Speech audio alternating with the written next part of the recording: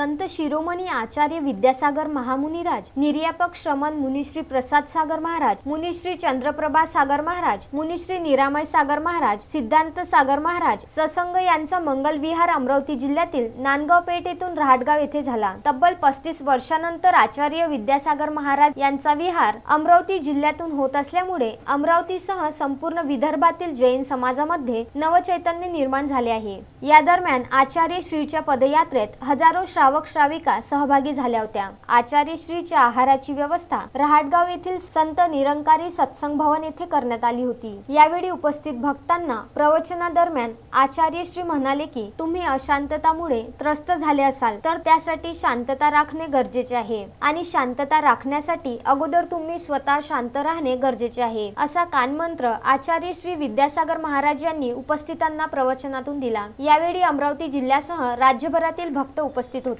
या दरम्यान भातकुली जैन संस्थानचे अध्यक्ष सतीश संगई यांनी आचार्य श्री यांना श्रीफळ अर्पण करून विनंती केली की आपण चतुर्मासाकरिता शिरपूर जैनला विहार करीत असताना आपला विहार प्रसिद्ध अशा अतिशय क्षेत्र भातकुली जैन मार्गे करावा, जेणेकरून भातकुली जैन तीर्थाचा आणखी उद्धार होईल, असे निवेदन यावेळी केले। सोबतच यावेळी नांदगाव पेठ पोलिसांनी विहार दरम्यान सहकार्य केल्याबद्दल आचार्य श्रीने उपस्थित सर्व पोलिसांना आशीर्वाद दिला। चतुर्मासाची शक्यता जास्त शिरपूर जैनची आहे। विशेष म्हणजे गुरुवारचा पहिला चतुर्मास होईल जो मराठी भाषी क्षेत्रात होणार। Bureau report, Vidarbha news, Amravati.